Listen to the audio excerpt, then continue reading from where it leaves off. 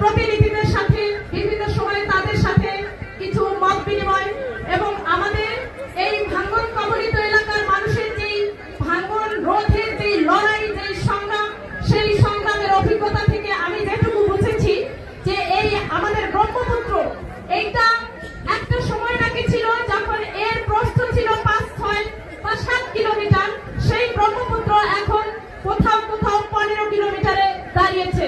তার মানে আমাদের বাপ চাচা বা পূর্বসূরীদের বা আজকে আপনারা যারা আমার সামনে আছেন ভাঙ্গনের সর্বস্ব বা ভাঙ্গন আতঙ্কিত মানুষ, আপনাদের জমি জিরাত এটা ব্রহ্মপুত্র তার গর্ভে ধারণ করেই আজকে কিন্তু 15 কিলোমিটারে এসে দাঁড়িয়েছে।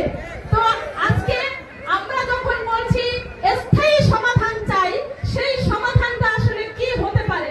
তো সেখানে আমরা যেটা দেখেছি যে ব্রহ্মপুত্রের গান দিয়ে সেখানে সরকার ব্লক দিয়ে বাধাই করে দিয়েছে, তাই তো?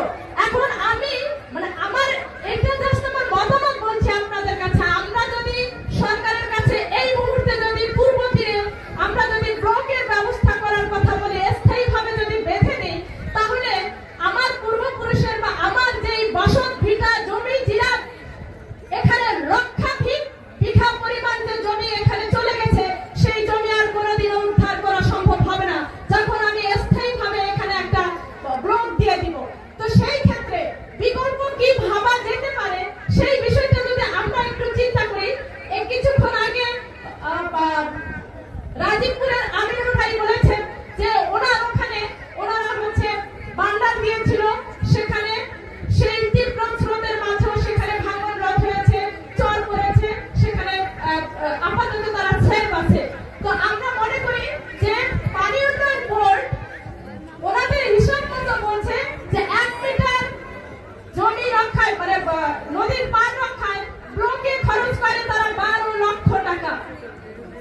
যেই 1 মিটার ব্লকের খরচ দিয়ে আমরা লোকায়ত পদ্ধতি বাঁশের বান্ডার যদি আমরা করি, তাহলে এটা 171 বার হচ্ছে একই স্থানে বান্ডার করা সম্ভব। 171 বার।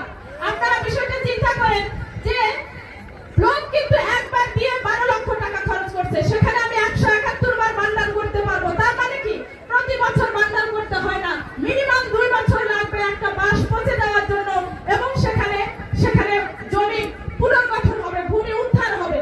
তাহলে সেই 171 বছর যদি বান্ডার করা যায়, আমরা মনে করি আজকে টাকা যে জলে ফেলে দিচ্ছে, কোথায় দিচ্ছে আমার এলাকার মানুষ জানে না যে এখানে সরকার কত টাকা ফেলে দিল এবং কত টাকা পকেটে তুলে নিল।